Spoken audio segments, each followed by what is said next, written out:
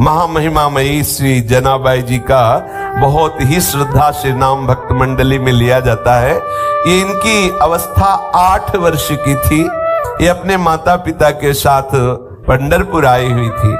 उसी 8 वर्ष की अवस्था में इन्होंने नामदेव जी महाराज के यहाँ सेवकाई स्वीकार कर ली, क्योंकि माता पिता बहुत ही गरीब घर के थे। पिता का शरीर पूरा हुआ, माता का शरीर पूरा हुआ कुछ ही दिनों में, तो इनके हृदय में एक बात आ गई, मेरा जीवन प्रभु के लिए है, तो कैसे मैं प्रभु को समर्पित हूं। तो अपने जीवन को प्रभु में समर्पित करने के लिए वहीं पंढरपुर में श्री नामदेव जी महाराज के घर में सेवकाई स्वीकार कर ली। भक्त की सेवकाई से प्रभु कितने प्रसन्न होते हैं। हमारे हृदय में यदि भक्तों के प्रति श्रद्धा हो जाए तो भगवत प्राप्ति कितनी सरल है, इस प्रसंग से देखिए। श्री जनाबाई जी प्रायः संत सभा में नामदेव जी की दासी के रूप में प्रसिद्ध हुई है। ये जनाबाई जी को महाराष्ट्र में बहुत आदर से नाम लिया जाता है और इनके बहुत महिमामय पद भी हैं। और ऐसी इनकी नाम में प्रीति हुई नामदेव जी के प्रभाव से कि बड़े बड़े सिद्ध संत जन इनका स्मरण करते थे। कबीर दास जी जैसे सिद्ध संत जनाबाई जी के चरणों में प्रणाम करते थे। ये नामदेव जी के संग की महिमा का प्रभाव। उनका जन्म गोदावरी तट पर गंगा खेड़ नामक एक ग्राम में हुआ था। इनके पिता का नाम दमा और माता का नाम करुंड था। बचपन में ही इनकी मां पधार गई और पिता जो इनको विट्ठल भगवान के दर्शन के लिए लाए, तो वहीं उनका भी शरीर पूरा हुआ और ये नामदेव जी के चरणों में समर्पित हो गई। इनके हृदय में एक बात आई कि प्रभु की प्राप्ति का उपाय एक ही है, कोई भक्त प्रसन्न हो जाए, कोई भक्त मुझे अपना के दे। और भगवान इस बात की बाट जो होते रहते हैं, जब तक कोई भक्त प्रभु के अनुराग में जो डूबा हुआ है वो अपना नहीं कहता, तब तक प्रभु हृदय से नहीं लगाते। जनाबाई जी के हृदय में भगवत प्रेरणा से बात आ गई थी कि कोई भक्त हम पर कृपा कर दे तो हमें भगवान का साक्षात्कार हो जाए। इसलिए उन्होंने सेवकाई स्वीकार कर ली नामदेव जी के यहाँ, और अन्य आश्रय कोई रह नहीं गया था। नामदेव जी निरंतर भजन परायण, निरंतर नाम में डूबे रहते थे। नामदेव जी जैसे महात्मा की सेवकाई मिल जाए, ये तो प्रभु की सेवकाई से भी बढ़कर के है। अब जनाबाई जी के हृदय में एक ही बात थी कि मैं नामदेव जी को प्रसन्न कर लूं। नामदेव जी के पूरे परिवार के कपड़े धोना, पूरे परिवार के लिए आटा पीसना, पूरे परिवार के लिए भोग तैयार करना, पूरे परिवार के लिए हर समय अपने प्राणों को समर्पित किए हुए तन्मयता पूर्वक सेवा करना। बर्तन मांज रही हैं, कपड़ा धो के ला रही हैं, झाड़ू पोछा कर रही हैं। आप सोचो, पूरे परिवार की स्वयं सेवा करती। उनकी सेवा में एक बड़ा आनंद प्रकट होने लगा। वो इस भाव से कि नामदेव जी की जिस दिन कृपा दृष्टि हो गई उस दिन मुझे भगवत साक्षात्कार हो जाएगा। अब नामदेव जी की सेवा प्रभाव से निरंतर नाम चलने लगा। भजन न हो संग बिनु। देखो, संग हुआ, अब चेष्टा नहीं करनी पड़ रही। जो नामदेव जी जप करते थे, वही जो कीर्तन करते थे, वही जनाबाई कीर्तन करने लगी, नाम स्मरण करने लगी। नाम स्मरण करते करते कभी जैसे पोछा लगा रही, एकदम हाथ रुक गए, अश्रु चलने लगा, प्रभु के लिए विकलता प्रकट होने लगी, भाव दशाएं उनकी आने लगी। श्री जनाबाई जी के हृदय में विट्ठल भगवान के प्रति प्रबल आसक्ति होने लगी। जब कभी सेवा से अवसर मिलता, मंदिर में जाती, ठाकुर जी को देखती ही रहती, और देखते देखते एकदम विकलता होती तो रोने लगती, एकदम आनंद बढ़ता तो नाचने लगती। ऐसी दशा जनाबाई जी की श्री नामदेव जी की सेवा से होने लगी। जनाबाई जी जब झाड़ू देती, बर्तन मांजती, कपड़े धोती, जल भरती, चक्की पीसती, ये सभी कार्य करते हुए सावधानी ये रखती कि सेवा में त्रुटि न हो और नाम विस्मरण न हो। ऐसे जनाबाई श्री नामदेव जी की सेवा में मगन रहने लगी। एक क्षण के लिए भी भगवत विस्मृति नहीं और सेवा में पूरी सावधानी की, कहीं सेवा में त्रुटि न हो जाए, कहीं हमारी जो अंदर की वृत्ति है वो इस तरह न डूब जाए कि सेवा छूट जाए। क्योंकि सेवा भक्त की प्रसन्नता के लिए, और भक्त की प्रसन्नता से हमारे विठ्ठल भगवान रीझ जाएंगे, ये हृदय में धारणा। और भगवान नाम का ऐसा प्रभाव हुआ कि अब उनके आंसू नहीं रुकते। सोहनी लगा रहे, अश्रु प्रवाह हो रहा, बर्तन मांज रहे, अश्रु प्रवाह हो रहा। देखो कैसी कृपा हुई भक्त संग की, जिसकी बड़े बड़े साधु जन, उपासक जन आकांक्षा करते, वो जनाबाई को प्राप्त हो रहा है। वो कभी रोते रोते सेवा करते करते एकदम व्याकुल हो जाती, हा विठ्ठल, हा विठ्ठल, हा पांडुरंगा, ऐसे पुकार पड़ती। प्रभु के लिए प्रत्येक चेष्टा करने वाले के हृदय में विकलता आ ही जाती है। जहां थोड़ी चेष्टाएं प्रभु के लिए है और थोड़ी चेष्टाएं स्वसुख वांछा की है, उपासक है, लेकिन ये व्याकुलता नहीं आएगी। जैसे प्रश्न होता है कि हम प्रभु के लिए कब व्याकुल होंगे, तो पकड़ो ये बात, जो भी आप सेवा, चेष्टा, व्यापार, नौकरी, व्यवहार जो भी करते हैं वो प्रभु की प्रसन्नता के लिए सांगोपांग करें, और सावधानी ये रहे कि अंदर से भगवत स्मृति का तार ना टूटने पावे। फिर आप देखना सेवा करते करते व्याकुलता आने लगेगी, आप विकल होकर बीच में एकदम पुकार उठेंगे, हाँ प्रभु कब मिलोगे। ये व्याकुलता तभी आती है। अपने लोगों को क्या है, थोड़ी देर तो भजन साधन करते हैं, इसके बाद स्वसुख वांछा की चेष्टा करते हैं। आप देख लेना, अपने सुख की, शरीर सुख की, इंद्रिय सुख की चेष्टाएं जो करते, वही व्याकुलता नहीं होने देती। अब एकादशी के दिन नामदेव जी के यहाँ रात्रि में भक्त मंडली एकत्रित होती और कीर्तन करती। कोई मृदंग बजा रहा है, कोई करताल बजा रहा है, कोई नृत्य करते हुए नाम कीर्तन कर रहा है, कोई प्रभु की आनंदमयी लीलाओं का गायन कर रहा है, तो कोई एकांत में बैठा हुआ उन लीलाओं को सुनकर, उन कीर्तन को सुनकर, भक्तों की भावदशा को देखकर अश्रु प्रवाह कर रहा है। पूरी रात्रि, एकादशी की रात्रि में नामदेव जी के यहाँ ऐसा कीर्तन होता, और जनाबाई सब सेवा करके एकांत कोने में खड़ी रहती। नामदेव जी और बड़े बड़े भक्तों की भाव दशाएं देखती तो उसके हृदय में और विकलता बढ़ती। संकीर्तन के आनंद सागर में वो पूरी रात डूबी रहती, उसको ये पता ही नहीं चल पाता कि कितने कम समय में रात्रि व्यतीत हो गई। जैसे कल्पों की लीला सखियों को एक क्षण के समान लगती है। प्रिया प्रीतम के एक एक लीला में कल्प कल्प विहार करते, और सखियों को लगता है तो अभी अभी इसी क्षण लीला प्रारंभ हुई। ऐसे प्रिया प्रीतम को भी लगता है कल्पों शैया में विलास कर रहे हैं, उनको लगता है अभी तो हम मिले ही नहीं। ऐसा ये महाप्रेम का स्वरूप है। श्री जनाबाई को पूरी रात्रि कीर्तन और गुणानुवाद सुनने पर ऐसा आनंद आता, लगता कि रात्रि तो बहुत कम समय की हुई, एक क्षण में व्यतीत हो गई। उषा काल होते ही, प्रातः काल होते ही सब भक्त मंडली अपनी दिनचर्या को जाती, और ये बावरी हुई भगवत प्रेम की मादकता में ठाकुर जी के प्रसन्नता के लिए श्री नामदेव जी की सेवा में मगन रहने लगती। अब इनको आज लगा कि अरे आज तो सूर्यदेव उदय हो गए, सब भक्तजन चले गए और मुझे तो होश ही नहीं रहा, ये तो बहुत बड़ी त्रुटि हो गई। एक दिन एकादशी में ऐसी आनंद वृत्ति में रात्रि में डूबी कि सब भक्त कीर्तन करके चले गए और ये डूबी ही रही। देखा सूर्य चढ़ गए हैं, प्रकाश हो गया है। अब चेतना जगी तो इनको लगा कि जो हमारी नामदेव जी के प्रति सेवा वृत्ति थी, ये तो बहुत हमारे अंदर त्रुटि हो गई, कैसे पूर्ण सेवा हो पाएगी। सबके लिए आटा पीसना है, सबके लिए सब व्यवस्थाएं अकेले करती, और देखो उसमें ये नहीं कि मुझे करना पड़ता है, ऐसा नहीं, उत्साहित होकर प्रसन्न मुद्रा में करती। आंख खुली, देखा तो बहुत देर हो गई, कैसे नामदेव जी की पूरी हम सेवा कर पाएंगी। जल्दी जल्दी से घबरा कर सोचा कि सबसे पहला काम करते हैं कि हम वस्त्र जो सबके स्नान किए हुए हैं पहले उनको धो के फैला देती। जल्दी से वस्त्र लिए और वस्त्र लेकर के धोने के लिए वो भागी।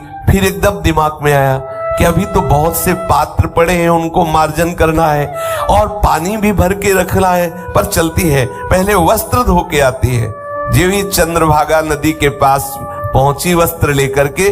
तो अब कई चिंताएं एक साथ, अभी तो पात्र मार्जन करने हैं, सुंदर जल भर के रखना है ठाकुर जी की सेवा के लिए, आज तो बहुत विलंब हो गया, अब आज कैसे हम सब सेवा कर पाएंगे।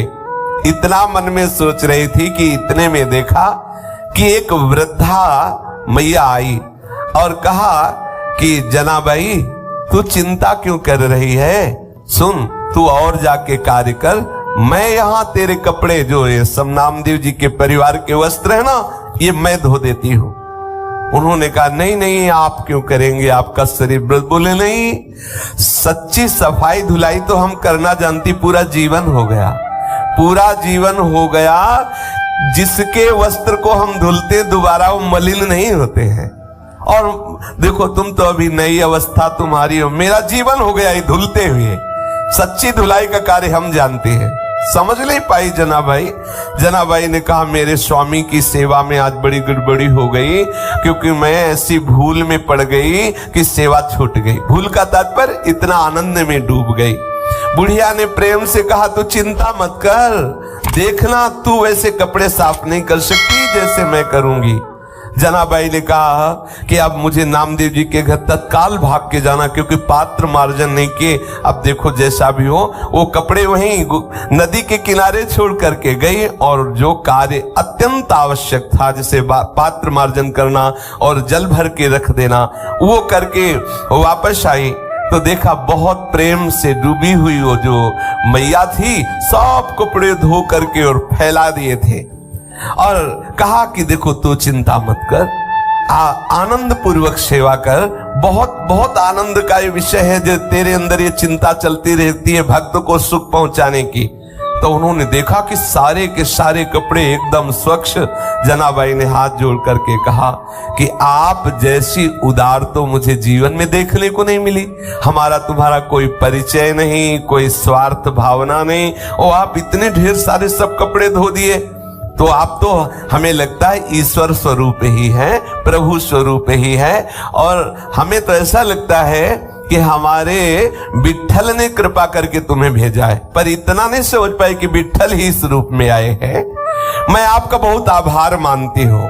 तो मैया ने कहा आभार की कौन सी बात है, मैं तो तुम्हारी ही हूँ, मैं अपनों से आभार थोड़ी प्रकट करती, मैं तो आपकी ही हूँ, आप ऐसी चिंता क्यों करती है। ऐसा करके मुस्कुराते हुए वो वृद्धा माई वहां से चली और कहा कभी भी आवश्यकता हो तो मेरी याद कर लेना, आप जे भी याद करोगी मैं उपस्थित हो जाऊंगी तुम्हारी सेवा के लिए। जनाबाई जी भाव में डूब गई, क्योंकि उस वृद्धा की मुस्कुराहट ने इनके हृदय में आनंद का वर्धन किया। इनको थोड़ी देर के लिए अंतर्मुख में इतना डुबा दिया उस मुस्कुराहट ने, पूछो मत। फिर चेतना आई और सोचा कि मैंने तो पूछा नहीं कि तुम कहाँ रहती हो, तुम्हारा क्या नाम है। जब तुम कह रही हो कि कभी कार्य पड़े तो बुला लेना, तो तुम रहती कहाँ हो, तुम्हारा नाम क्या है। आसपास देखा तो वृद्धा दिखाई नहीं दी, थोड़ा दौड़ करके आसपास और देखा और नहीं दिखाई दी। अब तो हृदय में विकलता हुई कि शरीर को इतना यौवन का भी नहीं था कि वो हवा की तरह भाग जाए। वृद्ध थी, आखिरकार कहाँ चली गई और कौन हो सकती है। जनाबाई उस सब कपड़े लेकर के घर पहुंची और हृदय बड़ा व्याकुल था कि आखिरकार वो वृद्धा थी कौन और कैसा जादू कर गई वो अपनी मुस्कुराहट से वृद्धा की मेरा चित्त बार बार उसी का चिंतन कर रहा है। जनाबाई गदगद कंठ से नामदेव जी के समीप गई और पूरी घटना सुनाई कि आज ऐसा ऐसा हुआ। नामदेव जी ने तत्काल जनाबाई जी से कहा रे और कोई नहीं था, वो तो विट्ठल थे, कोई दूसरा नहीं था, वो तो विट्ठल थे, ये तो विट्ठल थे, तेरे को बड़भाग्नी बनाने के लिए आए। लेकिन अरे इतना विट्ठल प्यार करते हैं तेरे से कि सब कपड़े धो दिए। उनको भी संकोच हुआ कि कपड़े तो हमारे ही सब थे। देखो आराध्य देव ने अपने सेवक के कपड़े प्रक्षालन किए, कैसी भक्ति का महिमा में स्वरूप है। श्री नामदेव जी ने कहा जनाबाई तेरे तो अहोभाग्य, कैसी तेरे ऊपर ठाकुर की अनुग्रह वृष्टि हुई, तू समझ नहीं पाई। अब तो जनाबाई के हृदय में और प्रणय कोप बढ़ गया अच्छा आए भी तो ऐसे छलिया रूपरेख और ऐसे अपने पास भी आते, पक्का समझ लेना वो किसी न किसी रूप से अपने अनुरागी जनों से मिलते हैं। अपने लोगों को एक ही दृष्टि रखनी चाहिए कि कहीं ये प्रभु इस रूप में तो नहीं आ गए। हर समय सावधान रहना। हमारे सदगुरुदेव भगवान कहते हैं कि प्रभु के शरणागत जन जो हैं, जो प्रभु में अपना संपूर्ण समर्पण किए हैं, प्रभु रोज उनसे मिलते हैं। लेकिन जिस दिन आपके हृदय में व्याकुलता आ जाएगी उसी दिन आपको परिचय मिलेगा कि वो आपसे रोज मिलते हैं। तो हृदय में बैठाना चाहिए, प्रभु मुझसे रोज मिलते हैं और किसी न किसी रूप में मिलते हैं, पर हम बहिर्मुख है ना, इसलिए हम पहचान नहीं पाते। अब जनाबाई रोने लगी कि हाय है, इतने छलिया हो कि आप आए भी और हमें परिचय भी नहीं मिल पाया, और दूसरी बात मेरे लिए आपने कष्ट सहा, मेरे लिए इतने ढेर सारे कपड़े धोए। अब तो और हृदय में प्रेम की विकलता बढ़ने लगी। प्रभु सदैव अपने भक्त के पीछे पीछे डोलते हैं। जो परम स्वतंत्र ईश्वर है उनको भी अगर कोई बांध सका, उनको परतंत्र कर सका, तो ये भक्त जन है। अहम भक्त पराधीनो। अब तो प्रेम पीड़ा में विकल होकर के जनाबाई सेवा करने लगी। स्वयं मूर्तिमान होकर के प्रभु जनाबाई जी के साथ चक्की पीसते आकर के। एक बार नहीं, बहुत सेवाएं। जनाबाई जी प्रेम में मगन होकर सोहनी लगा रही हैं, कूड़ा का ढेर लगाया, और जब कूड़ा भरने के लिए आई तो देखा टोकरी में लिए हुए प्रभु कूड़ा भर रहे हैं। अब बुढ़िया के रूप में नहीं आते, अब साक्षात विट्ठल के रूप में आते। अगर जनाबाई नामदेव जी के यहाँ उनको सुख पहुंचाने के लिए, उनको भोग बनाने के लिए आटा पीस रही चक्की में, तो चक्की में आटा पीसते हुए कभी कभी वो पद गाते हुए भाव में डूब जाती, तो चक्की रुक जाती, तो ठाकुर जी बैठ के चक्की पीसते। जनाबाई पद गायन करते हुए डूबी हुई है, और क्योंकि सेवा में त्रुटि न हो इसलिए ठाकुर जी समीप आकर के चक्की पीसने लगते। जनाबाई का अभंग सुनते रहते और जनाबाई जी प्रेम में मगन होती। सी जनाबाई जी घर में सोहनी लगा रही तो कचरा उठाते साक्षात विट्ठल भगवान। अपनी टोकरी को सर पे रखे हुए पीछे पीछे जनाबाई के डोलते, जहां जाओ झाड़ करके कूड़ा एकत्रित करती, सोहनी लगा के ठाकुर जी कूड़ा भरते। कैसी भक्ति की अद्भुत महिमा! भक्त की भक्ति से कैसे प्रभु अधीन हो जाते हैं। आहा! और बार बार विट्ठल जी यही कहते जनाबाई जी से कि मैं तुम्हारा ऋणी हूं। जनी मेहड़े बिठो बाला, काय उतराई हो तुला। मैं कैसे तुमसे उऋण हो सकता हूं जनाबाई, तुम मेरे भक्त नामदेव जी की सेवा करते हो, मैं तुम्हारा ऋणी हूं। मैं तुम्हारा ये ऋण कैसे चुकाऊं ये मुझे बता दो। कैसी अधीनता स्वीकार किए हुए। जनाबाई अगर धान ओखली में कूट रही है तो प्रभु सामने खड़े मुस्कुरा रहे। अब बताओ ऐसी सेवा करनी पड़े तो क्या परेशानी। धान कूट रहे, सामने विट्ठल खड़े मुस्कुरा रहे। चक्की पीस रहे, भाव में डूब रहे, ठाकुर जी चक्की पीस रहे। वो सोहनी लगा रही तो ठाकुर जी कूड़ा भर करके टोकरी अपने माथे पे रखे। जानती हो ये कैसे हुआ? ये हुआ भक्त की आराधना से, नामदेव जी की कृपा से।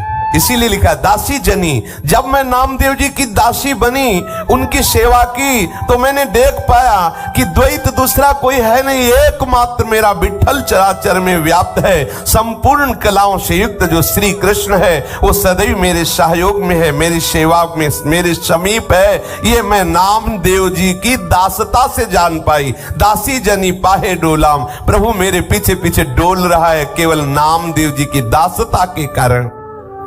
एक दिन श्री विट्ठल भगवान के गले का जो बहुत महंगा हीरो से जटित पदक आभूषण था ग्रीवा का, वो चोरी हो गया। और मंदिर में जनाबाई जी सेवा हेतु जाया ही करती थी, तो ऐसी कुछ लीला बनी कि सबको संदेह हो गया जो वहां मंदिर में सेवा में थे कि और कोई नहीं, जनाबाई जी ने ही वो रत्न पदक जो ग्रीवा का आभूषण है वो चोरी कर लिया। अब तो ये बात फैलने लगी। ये ऐसी लीलाएं प्रतिकूलता की होती है भक्तों के जीवन में। जनाबाई को ये सब वहां के जन कलंकित करने लगे कि ये बंती तो बहुत भक्ता है, लेकिन देखो ठाकुर जी का जो ग्रीवा का आभूषण है रत्न पदक इसने चुरा लिया। जनाबाई जी को जब सभा में बुलाया गया और कहा कि तुमने वो चुराया है क्या, तो जनाबाई ने कहा कि मेरे प्राण धन श्री विठल भगवान हैं, मैं उनको सुख पहुंचाने के लिए मैं उनका ये हार क्यों चुराऊं, वही मेरे हैं, तो हार चुराने की जरूरत क्या है। लेकिन भक्ति की भावना को तो कोई भक्त ही समझ सकता है। तब उन्होंने कहा मैं शपथ खा के कहती हूं कि मैंने ये रत्न का आभूषण नहीं चुराया है, पर प्रभु की ही ऐसी लीला थी, किसी ने जनाबाई की बात पर विश्वास नहीं किया और बात राजा तक पहुंची और ये बात इतनी जोर कसी कि राजा को निर्णय करना पड़ा कि जनाबाई को शूली की सजा दे दी जाए, क्योंकि इसने रत्न का ठाकुर जी का जो हार है वो चुराया है। अब चंद्रभागा नदी के तट पर शूली की व्यवस्था की गई और जनाबाई जी को ले जाया गया। हर भक्त के जीवन में आता है, देखो अगर आपका यश होगा और जयमाला पड़ेगी तो फिर साथ में ये भी व्यवस्था होती है, ठाकुर जी की तरफ से होती है, तैयार रहना। ये व्यवस्था होती है, सब महापुरुषों के जीवन में होती है। कई दिन हो गए माधवदास बाबा ने ना तो समुद्र में स्नान किया, ना कुटिया से बाहर निकले, ना भिक्षा मांगी, केवल ठाकुर जी के ध्यान में मगन है। जगन्नाथ जी को नहीं रहा गया, अपने भोग की थाल आप स्वयं सरकार ले जाते हैं। पीछे भजन में कोई विघ्न ना पड़े इसलिए पीठ करके दरवाजे की तरफ बैठे, दीवाल की तरफ मुख किए हुए हैं। पीछे से ठाकुर जी ने कहा कि बाबा ये भोग की थाल रखी है, प्रसाद पालो। बोले रख दो, जब हमें भजन पूरा हो जाएगा तो पालेंगे, फिर थाल ले जाना। अब उन्होंने विचार किया कि जब ठाकुर जी ने प्रसाद भेजा है, क्योंकि हम तो किसी से याचना नहीं की, तो भगवान ने ही प्रेरणा करके भेजा होगा। भजन पूरा किया, उठे, प्रसाद पाया और समुद्र से थाल धोकर अपनी कुटिया के पास ऐसे रख दिया। अब वहां ये हुआ कि ठाकुर जी की थाल गायब हो गई। कुछ ने बताया कि वो तो माधवदास बाबा की कुटिया के बाहर देखा है। अब वहां से पार्षद आए। अब थोड़ा विचार करो, अगर कहीं खुले में भोग लगा होता तो संशय हो सकता है कि कोई ले जा सकता है। अच्छा, ले भी जाएगा तो वो कुटिया के बाहर क्यों रखेगा, वो तो उसको एकांत में चुरा के रखेगा, वो तो धो के बाहर रखे। किसी ने नहीं ये बात समझी, खूब पिटाई हुई। अगर ये 56 भोग भी पवाते हैं तो बाहर से थप्पड़ भी पवाते हैं, दोनों के लिए थोड़ा तैयार रहना चाहिए। ठाकुर बड़े लीला बिहारी हैं। अब सूली की सजा निश्चित कर दी गई जनाबाई जी के लिए। अब ये बात सुन करके भक्तों को लगेगा कि जो ठाकुर जी सोहनी लगाने पर कूड़ा उठाते हैं, टोकरी माथे पे रखते हैं, वो ऐसा क्यों करवा रहे हैं?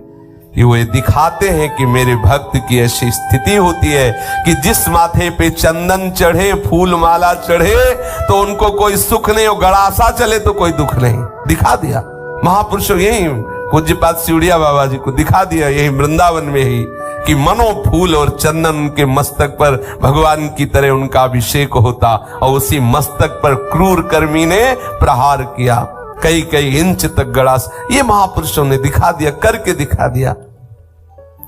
अब सूली पर चढ़ाने के लिए उनको बांध करके जनाबाई के हाथ ले जाया गया चंद्रभागा नदी के तट पर। जब जनाबाई ने देखा बस सूली पे चढ़ाया ही जा रहा है, तो बस हृदय से की बहुत बढ़िया, जैसे विठ्ठल आपकी इच्छा, और बस विठ्ठल विठ्ठल विठ्ठल विठ्ठल विठ्ठल।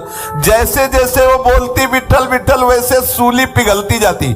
जैसे मोम को आंच लगा दे तो पिघलती चली जाए, ऐसे वो आंख मूंदे। वो ये नहीं चाह रही थी कि सूली पिघले, वो तो इसलिए विठ्ठल विठ्ठल पुकार रही थी कि अब शरीर का अंत है और मैं विठ्ठल की दिव्य सेवा में जा रही हूं, इसलिए विठ्ठल विठ्ठल। जैसे ही बोलती विठ्ठल विठ्ठल विठ्ठल, वो सूली गलती चली जाती और पानी की तरह पिघल गई। सूली नाम की वहां कोई चीजें नजर नहीं आई।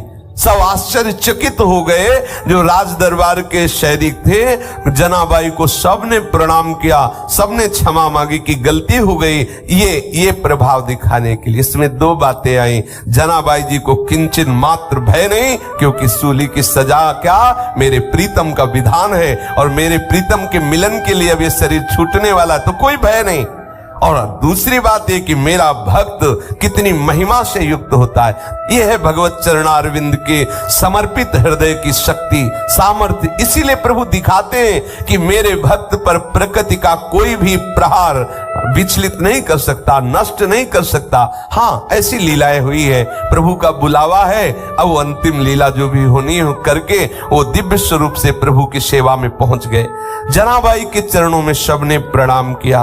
जनाबाई ऐसे भाव से मगन रहती अब तो कि बिल्कुल शरीर की शुद्धि न रहती, और उस स्थिति में सेवा के लिए जैसे कंडे थापती ना, तो कंडे से निकलता विठल विठल। ये आश्चर्य की बात है, किसी चैतन्य शरीर को छू दे और फिर वो बोले कृष्ण हरि राधा, तो अच्छा है, बढ़िया, कितना बढ़िया प्रभाव। लेकिन जड़ कंडा, उसमें कोई वाणी तो है नहीं, लेकिन कंडे से विठल विठल निकलता। एक बार कबीरदास जी महाराज श्री नामदेव जी के दर्शन करने जा रहे थे, तो उन्होंने समीप में देखा कि कुछ शोरगुल हो रहा है, तो ऐसे कौतुकवश पूछा यहाँ क्या हो रहा है? बोले जनाबाई से कोई स्त्री लड़ रही है। क्यों लड़ रही? अच्छा, जनाबाई कौन? बोले नामदेव जी की सेवा में रहती है वो बाई जी। तो और नजदीक गए तो क्या इस लड़ाई क्या हो रही? बोले कंडे पर। तो उनको विचार आया कि कंडे पर लड़ाई, भक्त के द्वारा कंडे पर लड़ाई। तो ऐसी आनंद मगन होकर के सुन रहे थे। वो कह रही थी कंडा मेरे। जनाबाई ने कहा नहीं मेरे कंडा है। तो बोले तेरे कंडा की पहचान क्या है? बोले कान में लगा के देखो, कंडा बोल रहा है विठल विठल विठल। ये आश्चर्य की बात, ये आश्चर्य की बात। नाम जड़ वस्तु से गूंजने लगा। कैसी स्थिति भक्त सेवा के प्रभाव से आई। कबीरदास जी ने भी कान में कंडा लगाया कि आखिरकार ये सामने वाली स्त्री जो कह रही है कि हाँ हाँ इनके कंडे से तो विठल विठल ने, कबीरदास जी ने भी लगा के देखा विठल विठल विठल। जनाबाई जी के चरणों में प्रणाम किया कि जिस महान भागवत की सेवा में रहने वाली दासी के ऐसे महामहिमा में परमाणु है, छू लिया जड़ वस्तु को तो वो विठल विठल बोल रही है। श्री जनाबाई जी श्री कबीरदास जी को देख करके बहुत आनंदित हुए और कबीरदास जी आश्चर्यचकित हुए कि क्या ऐसी भी भक्ति होती है कि जड़ वस्तु को छू ले तो भगवान नाम स्फुरित हो जाए। नामदेव जी के साथ जनाबाई जी की ऐसी तन्मयता हो गई कि संवत 14 से 7 में नामदेव जी ने समाधि ली, तो ठीक उसी दिन कीर्तन करते हुए जनाबाई विठल भगवान में विलीन हो गई, कीर्तन करते हुए। तो जो भक्त जन है वो तीर्थी कुर्वन्ति तीर्थानी, जो उनके चरणों का आश्रय ले ले तो संपूर्ण हृदय के विकार नष्ट करके भगवत अनुराग में रंग देते हैं।